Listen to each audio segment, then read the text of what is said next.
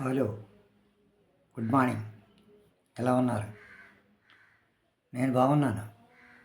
మీ అందరూ బాగుండాలని ఆ పరమేశ్వరుని కోరుకుంటున్నాను. ఈరోజు నేను చెప్దామనుకున్న టాపిక్ ఏంటంటే, మీకు తెలియంది కాదు, మీకు అందరికీ తెలుసు, కానీ తెలిసిన సంగతి మీకు తెలియదు. ఎంచేతంటే మీరు బిజీగా ఉంటారు. అంచేత ఇప్పుడు నేను చెప్పే చిన్న చిన్న విషయాలే మీ అందరికీ తెలుసున్నవే, కానీ మీరు కొంచెం దృష్టి పెట్టి మీ పిల్లల విషయంలో శ్రద్ధ తీసుకుంటారని ఈ పేరెంట్స్కి అందరికీ కూడా నేను తెలియజేస్తున్నాను.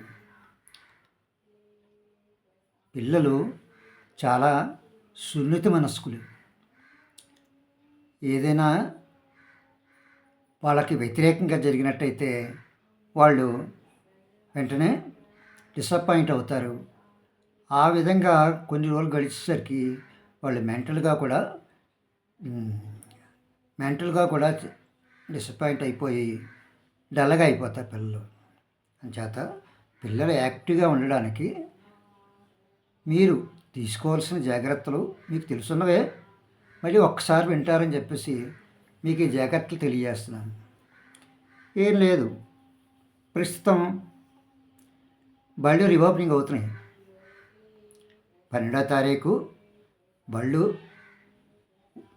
బళ్ళన్నీ కూడా, స్కూల్స్ అన్నీ కూడా రీఓపెనింగ్ అవుతున్నాయి. రీఓపెనింగ్ అవుతున్నాయి కనుక వాళ్ళందరినీ కూడా స్కూలుకు వెళ్ళడానికి మనం సంసిద్ధం చేయాలి. వాళ్ళంతా స్కూల్కి వెళ్ళేలాగా మనం సంసిద్ధం చేయాలి. సాధారణంగా పిల్లలకి సెలవులు అయిపోతున్నాయి అంటే, సెలవులు వచ్చాయంటే ఆనందం, సెలవులు అయిపోతున్నాయి బడికి వెళ్ళాలి అంటే అది రకమైన చిన్న చింత ఏర్పడుతుంటుంది వాళ్ళకి. ఆ చింతను మనం పోగొట్టాలి. ఫస్ట్గా సెల్ ఫోన్. ఈ సెలవులు అవ్వడం వల్ల ప్రతి పిల్లలు కూడా సెల్ ఫోన్తోటే ఉంటారు. అది కామన్. సెల్ ఫోన్ లేకుండా పిల్లలు ఏ కార్యక్రమం చేయరు. సెల్ ఫోన్లో వీడియోలు చూడడం, వాట్సాప్లు చూడడం, గేమ్స్ ఆడడం, ఇలాంటివి చేస్తూ ఉంటారు. కొత్త కొత్త యాప్లు ఓపెన్ చేయడం, ఇలాంటివి కూడా చేస్తూ ఉంటారు. మరి అంచేత వాళ్ళని ఒక్కసారి స్కూల్స్ తెరుస్తున్నారని చెప్పేసి బలవంతంగా వాళ్ళ దగ్గర సెల్ ఫోన్ లాగేసుకోవడం వాళ్లకు ఎంతో నిరాశను కలిగిస్తుంది. డిసప్పాయింట్ అయిపోతారు. మానసికంగా కూడా కొద్దిగా ఇబ్బంది పడతారు. అంచేత అలా కాకుండా సెల్ ఫోన్ని ఒకేసారి లాగేసుకోవడం కాకుండా కొంచెం టైం తగ్గించి రోజు చూస్తున్న వాడికి ఒక పావు గంట తర్వాత మళ్ళీ చూద్దుగానని చెప్పి మళ్ళీ కొంతసేపు పోయాక వాళ్ళకి సెల్ ఫోన్ అడిగినా ఇచ్చి కొంతసేపు తర్వాత తీసేసుకుని, ఇలా మనం దాన్ని ఏం చేస్తుండాలి, వాళ్ళ యొక్క అలవాటుని తగ్గించుకుంటూ రావాలి. అలా వచ్చినట్టయితే వాడికి ఇటు సెల్ ఫోన్ తగ్గించడం కాకుండా స్కూల్ మీద ఆసక్తిని కలిగించాలి. అంటే ఏం చేయాలి? బాబు, స్కూలు ఓపెన్ అవుతుంది. బాబు లేదా పాప, స్కూల్ ఓపెన్ అవుతుందమ్మా, నువ్వు స్కూల్కి వెళ్ళాలి, చదువుకుని పెద్ద పెద్ద ఉద్యోగాలు చెయ్యాలి నువ్వు. అంచేత నువ్వు బాగా చదువుకోవాలి. అంచేత సెల్ ఫోన్ని శాస్తమాటు ఇంతవరకు సెల్ ఫోన్ చూసావు, ఇప్పుడు తగ్గించుకుని నువ్వు బడికి వెళ్ళడానికి ప్రిపేర్ అవ్వాలి. ఏమీ లేదు, బడికి వెళ్ళాలంటే ఏమీ లేదు, చాలా సింపుల్గా వెళ్ళచ్చు. ఆ విధంగా సెల్ ఫోన్ నెమ్మదిగా మనం పిల్లల దగ్గర నుంచి నెమ్మదిగా వాళ్ళకి నచ్చజెప్పి వాళ్ళని మోటివేట్ చేసి మనం ఆ సెల్ ఫోన్ నుంచి పిల్లల్ని దూరం చేయాలి. పూర్తిగా దూరం అవ్వరు, కానీ దూరం చేయడానికి నిత్యము తల్లిదండ్రులు ప్రయత్నం చేయాలి. నెక్స్ట్, ఆహారం. పిల్లలు క్యారేజ్ పట్టుకెళ్తారు కానీ అవి తినకుండా వచ్చేస్తుంటారు. ఇంటి దగ్గర తల్లి ఏం చేస్తుందంటే చక్కగా విటమిన్స్తో కూడిన భోజనం తయారు చేసి ఆ భోజనాన్ని ఆ భోజనంతో పాటు ఇంకా కొన్ని కొన్ని డ్రై ఫ్రూట్స్ అని ఎగ్ అని ఇలాంటివన్నీ కూడా బాక్స్లో పెట్టి ఆహారాన్ని తర్వాత ఇంటర్వెల్ టైంలో తినడానికి బ్రేక్ కోసం ఏ బిస్కెట్లో ఏవో చాక్లెట్లో ఏవోటి పెడుతూ ఉంటుంది. అంటే పిల్లలు చిన్నపిల్లలు కదా, అలసిపోతారు. 12 గంటలకు భోజనం, 12:30 భోజనం అంటే పిల్లలకి నీరసం వస్తుంది. అంచేత లంచ్ టైం బ్రేక్ టైంలోనూ ఈ బిస్కెట్లని అవన్నీ ఇవన్నీ తినమని మనం నచ్చజెప్పాలి వాళ్ళకి. తర్వాత క్యారేజ్, మధ్యాహ్నం భోజనం క్యారేజ్ ఇప్పుతారు కానీ తినరు. బాగా చిన్నపిల్లలు అయితే అసలు తినరు. కొంచెం జ్ఞానం వచ్చిన వాళ్ళైతే తినాలి అని చెప్పేసి తెలుస్తుంది. ఆ తినవలసిన అవసరం ఏంటో తల్లిదండ్రులు వాళ్ళకి నేర్పించాలి. మంచి విటమిన్స్తో ఆహారం తినాలి, అలాగైతే నువ్వు ఆరోగ్యంగా ఉంటావు, నీకు ఎటువంటి జ్వరాలు అవి రావు, శుభ్రంగా ఉంటావు, నువ్వు హాయిగా చదువుకోవచ్చు, నువ్వు ఉత్సాహంగా ఉంటావు, చురుగ్గా ఉంటావు అని ఆహారాన్ని తీసుకోవాలి. చేత నువ్వు పట్టుకెళ్ళిన క్యారేజీలో ఏది మిగల్చకుండా నువ్వు మొత్తం తినేయాలి. బ్రేక్లో తినవలసినవి బ్రేక్లో తినాలి, లంచ్ టైంలో తినవలసింది లంచ్లో తినాలి. తర్వాత నీళ్ళు ఎక్కువ తాగాలి. పిల్లలకి వాటర్ బాటిల్ క్యారేజ్తో పాటు క్యారేజు బ్రేక్లో తినవలసినవి వాటర్ బాటిల్ కూడా ఇవ్వాలి. అయితే పిల్లలతో ఒకటి చెప్పాలి, నీరు తాగి ఆహారం తినాలి శుభ్రంగాను. అది కాకుండా అస్తమాటు కూడా గంటకు ఒకసారైనా కొంచెం నీళ్లు తాగాలి. అది తాగితే నీ ఆరోగ్యం బాగుంటుంది, నువ్వు ఉత్సాహంగా ఉంటావు, నువ్వు ఆనందంగా ఉంటావు. అంచేత ఆహారం తింటూ బ్రేక్లో తీసుకోవాల్సినవి తీసుకుంటూ గంటకి ఒకసారి వాటర్ బాటిల్ దగ్గర పెట్టుకుని కొంచెం నీళ్లు తాగుతూ ఉండాలి అని మనం పేరెంట్స్గా వాళ్ళకి చెప్పాలి. వాళ్ళకి ఒకసారి చెప్పేస్తే, వాళ్ళకు ఒకసారి చెప్పేసామంటే అయిపోదు. రోజు కూడా అదే విషయం మీద చెప్తూ ఉండాలి. క్యారేజ్ పూర్తిగా తినాలి, ఏది వదిలేస్తే ఏది వదిలేయద్దు. ఒప్పుకోమంటే మళ్ళీ భయపడతారు. మళ్ళీ ఏది వదలకూడదు, అంతా తినాలి. నీ క్యారేజ్లో ఉన్నవన్నీ కూడా తినాలి, చక్కగా చదువుకోవాలి అని చెప్పాలి.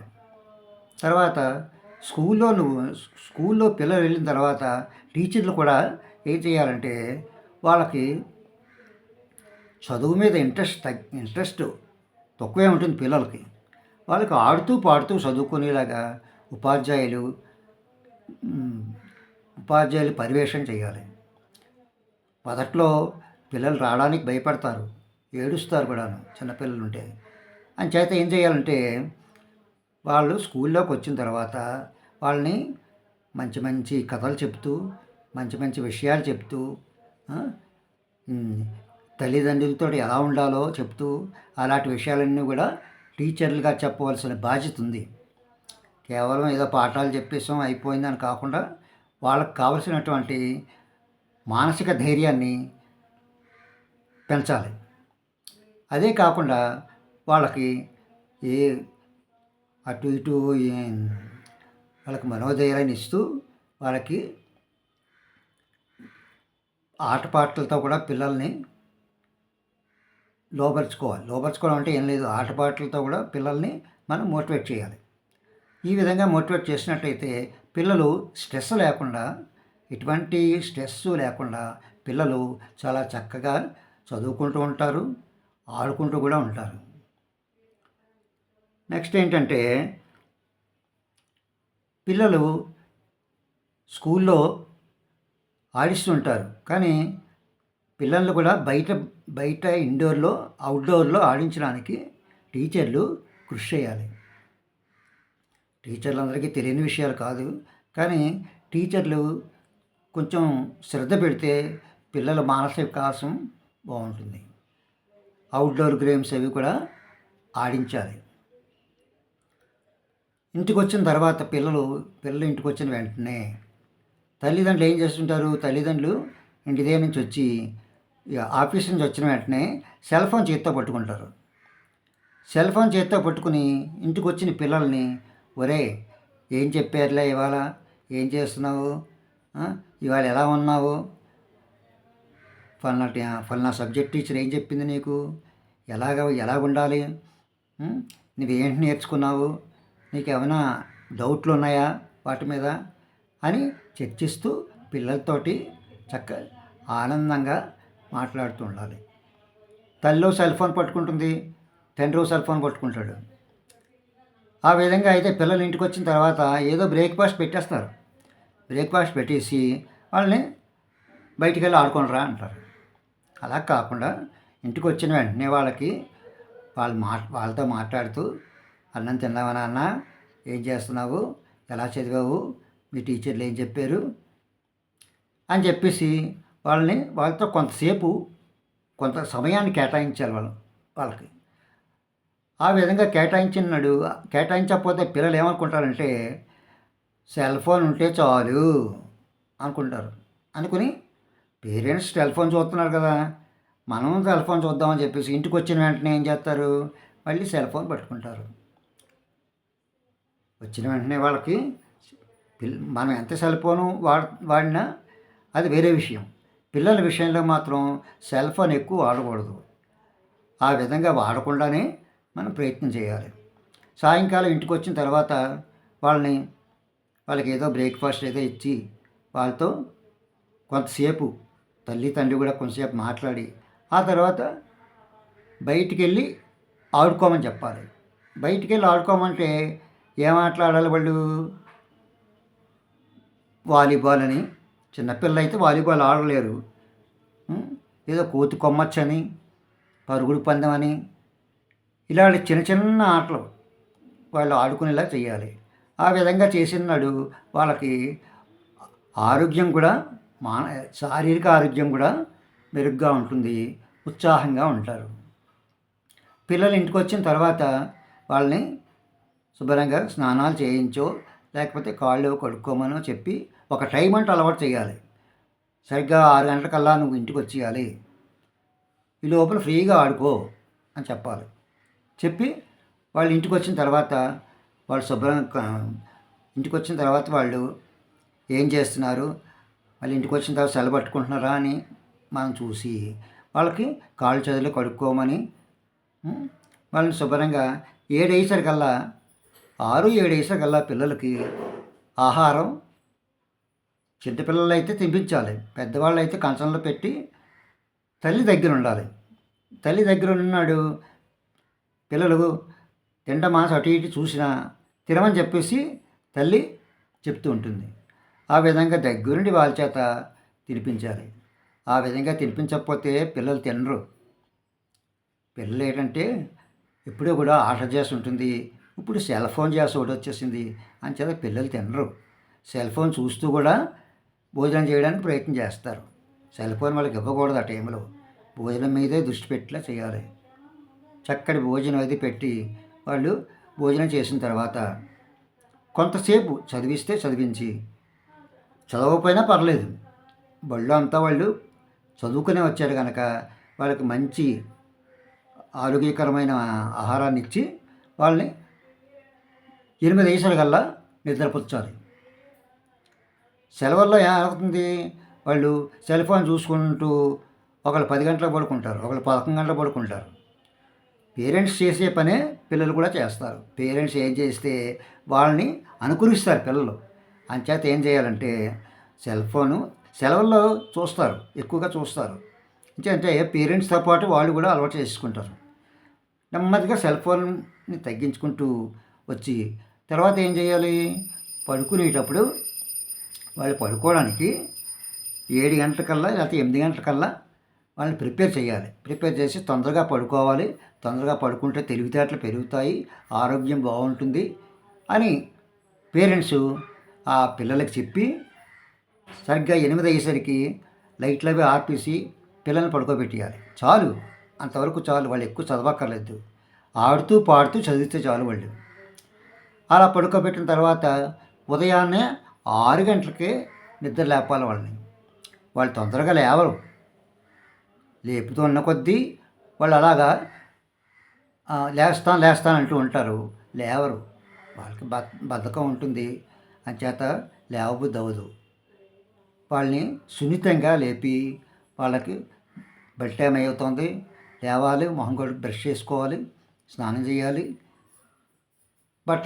కాన్వెంట్ బట్టలు అవి వేసుకొని రెడీ అవ్వాలి.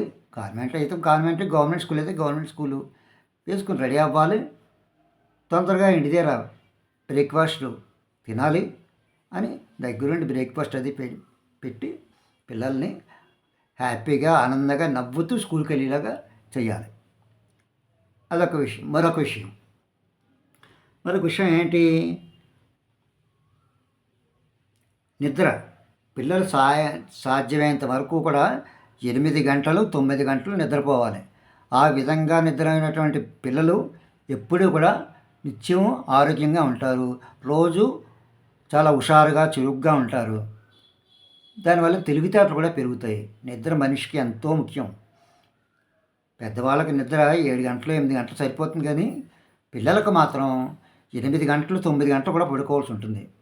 ఆ విధంగా పడుకున్నాడు వాళ్ళ మైండ్ అది ఫ్రెష్ అయ్యి వాళ్ళ శరీరంలోని చేతులు కాళ్ళు అన్నీ కూడా బాగా రిలాక్స్ అయ్యి తెల్లవారు వాళ్ళు లేచేసరికి చురుగ్గా ఆనందంగా లేవగలుగుతారు. లేచిన వెంటనే దేవుడికి దండం పెట్టుకోవడం, తల్లిదండ్రులకి గుడ్ మార్నింగ్ చెప్పడం, ఇలాంటివి చేసి ఇచ్చేయాలి. తొందరగా బ్రష్ అది చేసుకునేలాగా స్కూల్కి రెడీ అయ్యేలాగా చేయాలి. నెక్స్ట్ ఏంటంటే కాలకృత్యాలు తీర్చుకోవడంలో కూడా వాళ్ళు లేట్ చేస్తుంటారు. బ్రష్ చేసుకోవడం వాటిలోనూ. అలా కాకుండా తొందరగా లేచి 6 గంటలకే లేపేసి వాళ్ళని దెబ్బలాడి నేర్పడం కాదు, బుజ్జగించి లేపాలి పిల్లల్ని. ఆడపిల్లలనైనా మగపిల్లలనైనా బుజ్జగించి నేర్పాలి. వాళ్ళ వయసు చిన్న వయసు, సున్నితమైన మనసు ఉంటుంది. వాళ్ళని బుజ్జగించి లేపి వాళ్ళ చేత బ్రష్ చేయించి దగ్గరుండి స్నానం వచ్చి చేయించి రెడీ చేసి స్కూల్కి పంపించాలి. చదువు విషయంలోనూ టెన్షన్ పెట్టకూడదు. చదువు విషయంలో ఎప్పుడు కూడా టెన్షన్ పెట్టకూడదు. వాడు ఎంతవరకు చదివాడో ఇంటికి వచ్చాక ఏదో సరదాగా అడిగినా అలా చదివేమే ఇలా చదివేమే అని చెప్పేసి అనకుండా బాగానే చదివామని చెప్పేసి వాళ్ళని ఎంకరేజ్ చేయాలి. ఎంకరేజ్ చేయడం ముఖ్యంగా తల్లిదండ్రులు చేయవలసిన బాధ్యత. వాళ్ళు సెల్ ఫోను వీళ్ళు సెల్ ఫోను పట్టుకు కూర్చుంటే పిల్లలు కూడా ఇంటికి వచ్చాక సెల్ ఫోన్ పట్టుకునే ఉంటారు. అంచేత వాళ్ళతో కొంతసేపు మాట్లాడడం, బయటికి వెళ్ళి ఆడుకోండి అని చెప్పడం, ఇలాంటి కార్యక్రమాలన్నీ కూడా చేయాలి.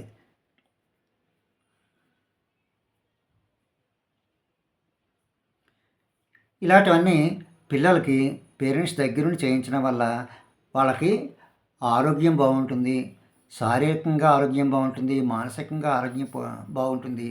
పిల్లలు చదువు అంటే సర్టిఫికెట్ల కోసమే కాదు.